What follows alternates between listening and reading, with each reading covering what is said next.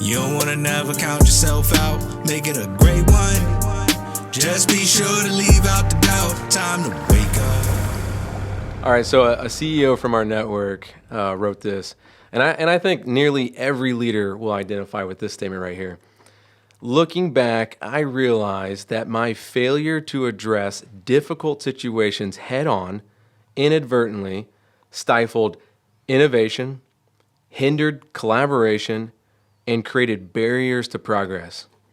I deeply regret the times that I let someone do or say anything that attacked our culture, all because I thought they were doing a great job, even though I knew they were cancer to our culture. Wow. What sticks out to you in that statement? Or some things, but what sticks out to you? All right, well, I think the three things that he mentions here of what it inadvertently did, it stifled innovation, hindered collaboration, and created barriers to progress. Yeah. I mean, every leader wants those three things. Yeah, that's right. What you said it in your answer, but when I heard you read it, what stood out to me was the word inadvertently. Inadvertently. How many of us live in inadvertently? Oh, man.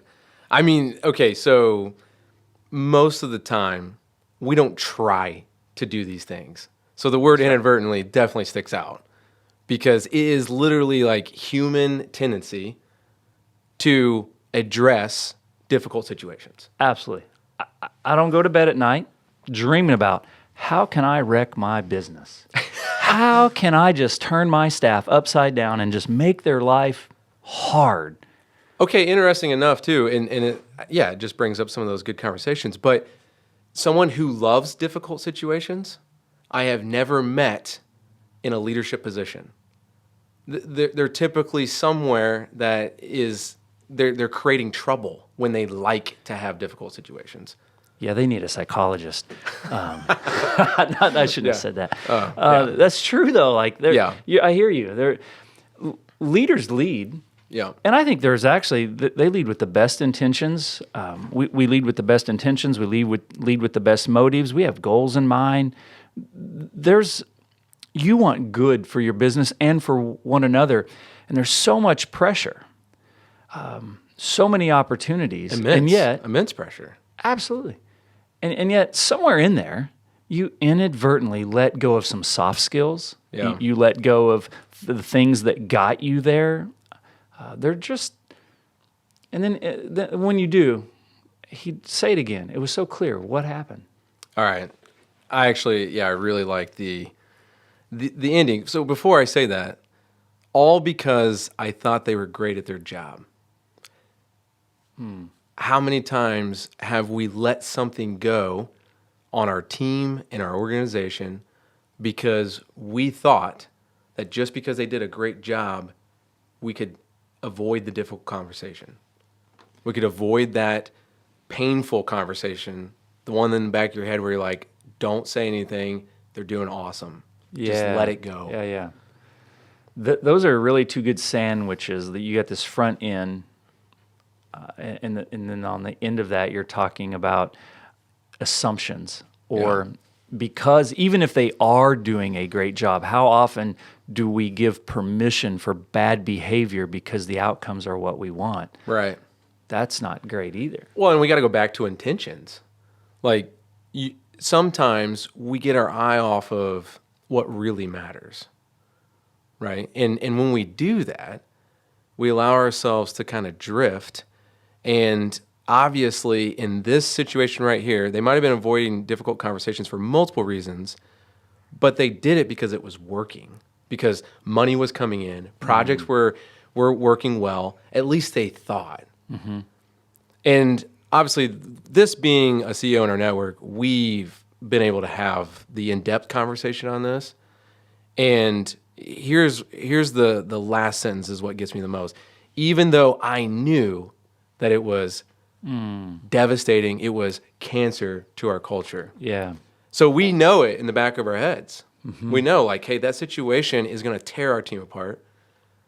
you know, and whatever the scenarios are here, and we could probably allude to a few of the scenarios, but some of it was kind of being the bulldozer in the organization, right? The person was running a team with demands and commands and not with collaboration. Yeah. And that's why he alluded to Yeah, hindered that's good. collaboration. Yeah, I definitely don't have any stones to throw. Yeah. I'll speak from my own, from my own perspective and failures. Sometimes it's, as a leader, you bring on this false or this improper pressure. We talk often about there is a proper pressure and there's an improper pressure. Sure, And yep. So we'll bring on an improper pressure. I'm supposed to know the way. I'm supposed to have the answers. I don't want to look like I don't know. Or Right. Another one is time. I don't want to slow down momentum. I don't Yep. want to slow down progress. Is this something we can just live through? Maybe it'll change on its own. Yeah. You just don't want to hinder if something seems to be working in the immediate. You don't want to hinder that. And then the third one for me is trust. Will I practice vulnerability and transparency with the leaders around me and say, team, we need to address something. Help me out. And sometimes it's just hard to ask for help. Well, I think you nailed it on the head when you're like, I have a hunch, but I'm not sure exactly. And so, I mean, one of the things that I think is important to talk about here is indicators, evidence. Like, what are the things that you actually see? And let's get practical here. Write those down and talk about them at least in a timely fashion. Like, address it when you see it. You let it go, this stuff becomes harder and harder, and cancer grows, the problem grows when you don't address it in a timely manner. And I know timely is kind of a vague term, but I mean, what is that? I mean, really, when you know it and you see it and you got that in the back of your head saying like, oh, let that go because the team's performing, it's like, I don't know, I need to actually still hit this head on. And I love the word courage when it comes to this kind of stuff, right? It's like it takes courage. It takes some like actually getting over your own fears to have that conversation. I like that word, courage. I don't know if I would have thought about it. I'm glad you said that. It is a courageous choice, and it's a courageous investment into your team. So, what for the leader? How many of us, there's a problem or there's a challenge? I don't know how to talk about it. I don't know exactly what to do. I'm really good at our business. Like, I'm good at the product we produce. I'm good at the service we provide. Yeah. Like, that's my expertise. Time and time again, we hear that, right? Yes. Like, this is what I'm good at. I'm not good at that. I'm good at this product. I'm good at, making sure that it gets out the door. I'm not good with people. I don't even know why I'm leading. How many times have we heard someone say, I don't really know why I'm the leader here. I mean, they might know why, but they feel that they shouldn't be, or they have just as many problems as the next person. And I think that's the answer to some of your question, which is realize you're not alone. Like, everyone, whether you're leading an organization or a team, is dealing with this. But back to your question, right? Like, what are the things that we can do in this when we're in this moment? Was that the question you asked? Sounds good. I like it. Okay. Let's go with that. I think it's a better question. Oh, okay. Thank you. I appreciate that. Yeah, I mean, okay, first off, like we just stated, know that you're not alone. Know that there are other people out there. So why not leverage that? You know how many times I call someone outside of the organization and say, dude, I got to run something past you. Yeah. Let me hit the pause on that and say, this is what I've learned in at least over 35 years of being in a leadership position. If I know it, I'm late to the game almost every time. Yeah. As a leader, we're always the last to know. Yep. If there's something going on with people, if there's something going on in culture, if there's something breaking down in systems and strategy and structure, if there is something brewing, leadership is always the last to know. So by the time you know it and recognize it, man, it's it's not too late. Right. But you're not on the tip of the spear. So I love what you're talking about. You're not alone. But also know this, you can't hide anymore. Yeah. Because if you know it everyone knows it. Well, it's the iceberg approach. It's like what you see on the surface. Yeah, There's so that's good. much down below, right? Right.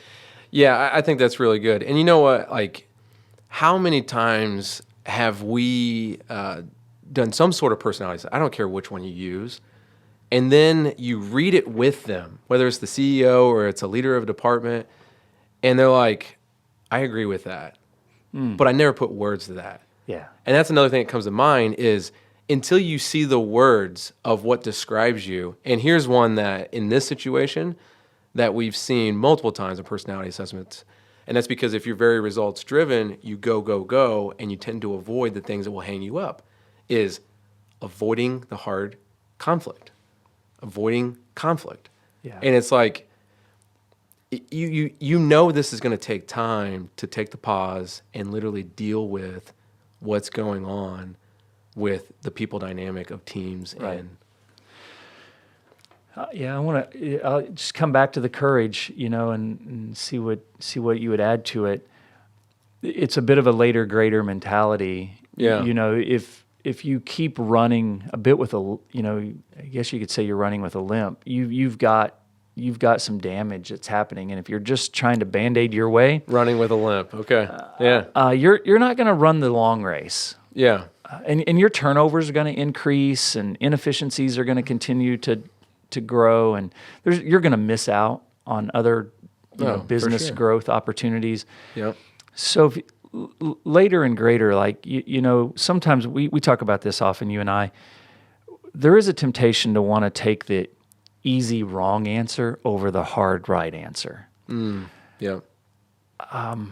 But Path of least resistance. That's what we Yeah. want. Yeah. That's what you want. But the later, greater, do what you need to do, the hard things now. And later, it's going to come back greater in your product, in your service, in your culture, with your people. Yeah. You will be glad you've made the investment. It will give you a sturdier foundation to build and grow on. Yeah, for sure.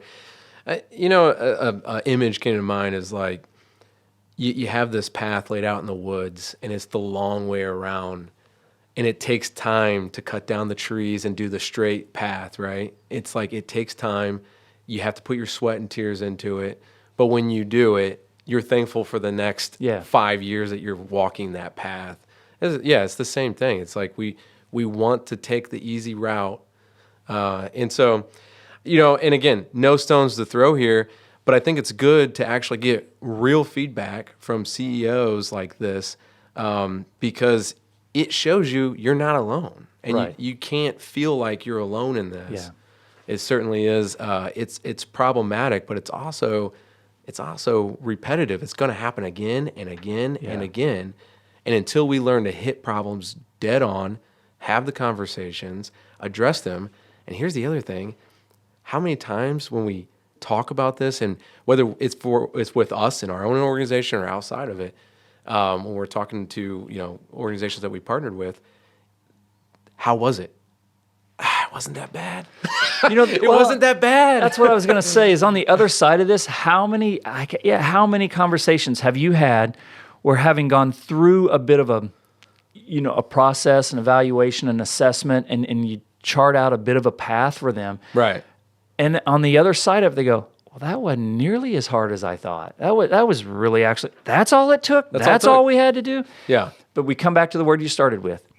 Instead of being inadvertently, you're being intentional. Intentional, yeah. And you're doing what you should have done all along, but now you have the words, you have a structure, you have some systems in place, you've got things that help you communicate, a language that helps you communicate and keep people together. And like, wow, if I wish I would have known earlier. Yeah. It would have been this simple. All right, so I'm going to give us 2 points. You give 2 points as well, or something to add to it. But so, one, seek outside perspective. Like, it helps because you're not alone, right? So seek outside perspective. 2, hit the problem on dead on. Like, write it down. Make sure that you have something where you're looking at the indicators. You're looking at, the evidence of what you're seeing and what you're thinking. And that outside perspective should be able to clarify if what you think is what you see and what you need to talk about. Those 2 things are great pointers, but you mentioned a few too. Yeah, well, let me just add one, because I really like I like yours, and we should probably end it right there. Those are two great ones, and they're on the outside. So I want to give one that talks about on the inside. Yeah. Let at least your core leadership team know. I see it too, guys.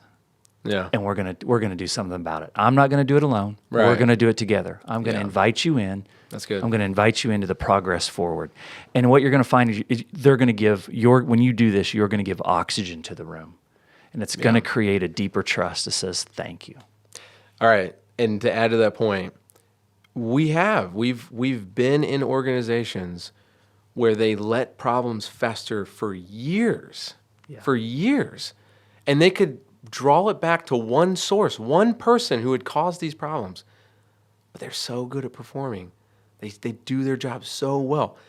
And when we actually did that same thing right there, we gave breath to the room and we said, guys, it is okay to have the hard conversation. And I promise you have people behind you. You have people on that team that will help shore things up. And every time we hear this, the comeback, like when they come back together, it wasn't that bad. And if they don't see progress, well, what do you need to do? You need to take the steps to have accountability, which is a whole nother conversation. Yeah. Whole nother conversation. Hire or promote the wrong people, you will always lose the right people. Yeah, 100%. Goals never die, souls gotta fly high. I'm taking off to the sky, and with every day that goes by, I'm making sure that it counts. It don't matter what's the amount, you only get now.